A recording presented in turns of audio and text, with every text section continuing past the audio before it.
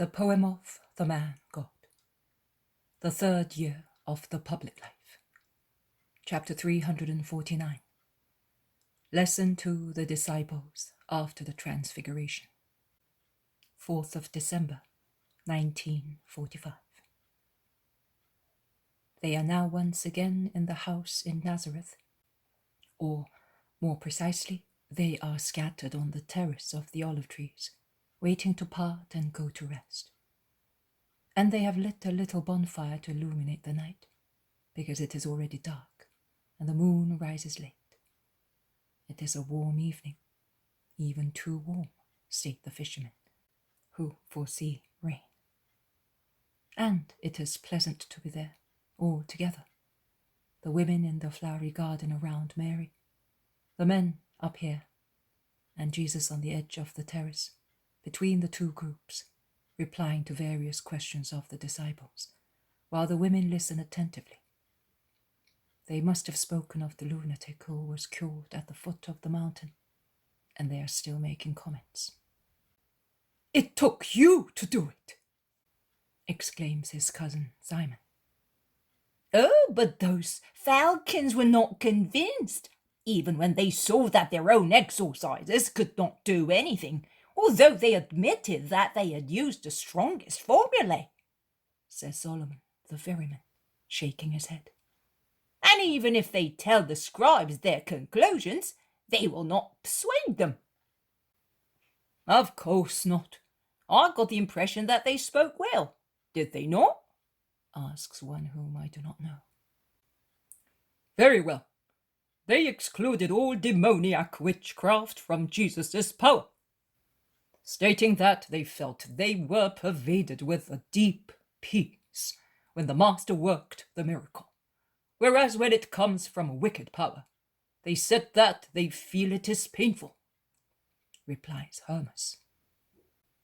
"However, it was a strong spirit. It did not want to go away. But why did it not always possess the boy?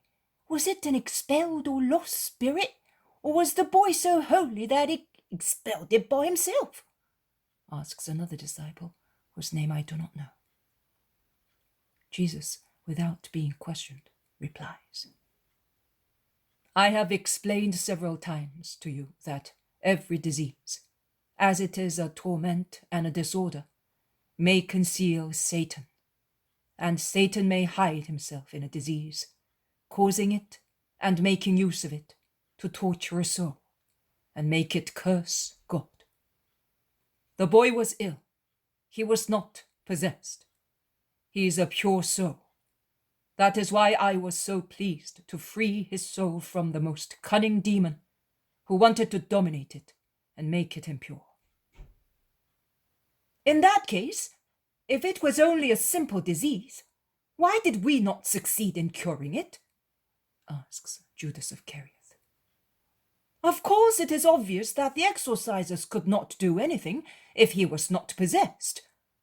But we," remarks Thomas.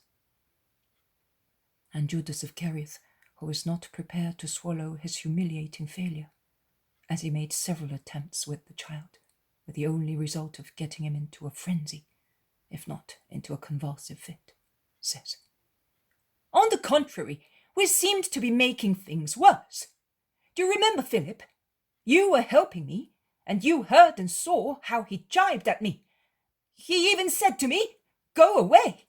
Of the two of us, you are the worst demon,' which made the scribes laugh at me behind my back." "And were you sorry for that?" asks Jesus with indifference. "Of course. It is not pleasant to be jibed at, and it is not useful when one is your apostle. One loses one's authority." "When you have God with you, you are authoritative, even if the whole world sneers at you." Judas of Simon. "Very well, but increase our power, at least the power of your apostles, so that we may not suffer such defeats again."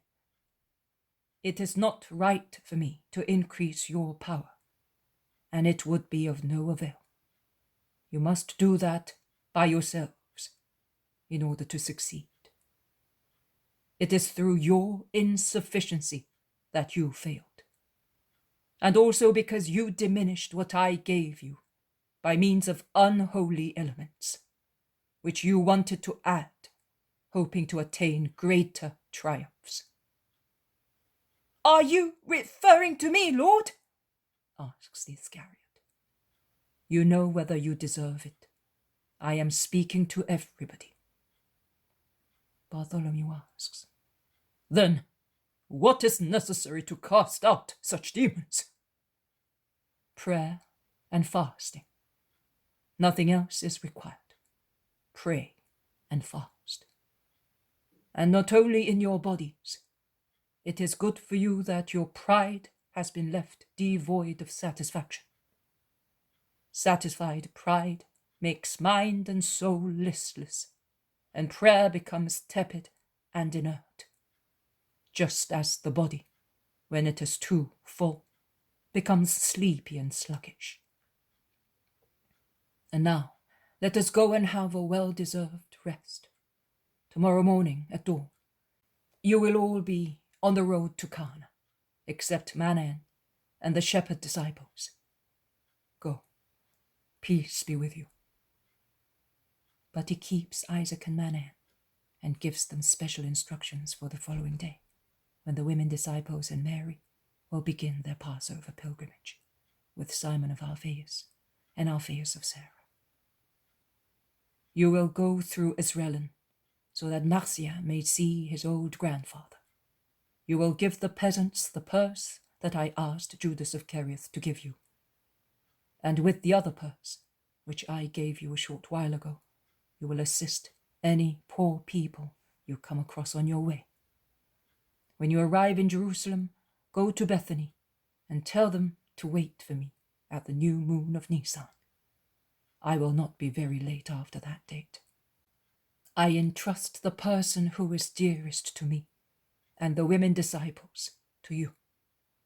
But I am not worried, as I know they will be safe. Go. We will meet at Bethany and will be together for a long time. He blesses them, and while they disappear in the night, he jumps down into the kitchen garden, in which the women disciples and his mother are already tying with Marciam the strings of the travelling bags and arranging everything for their absence, which they do not know how long it will last.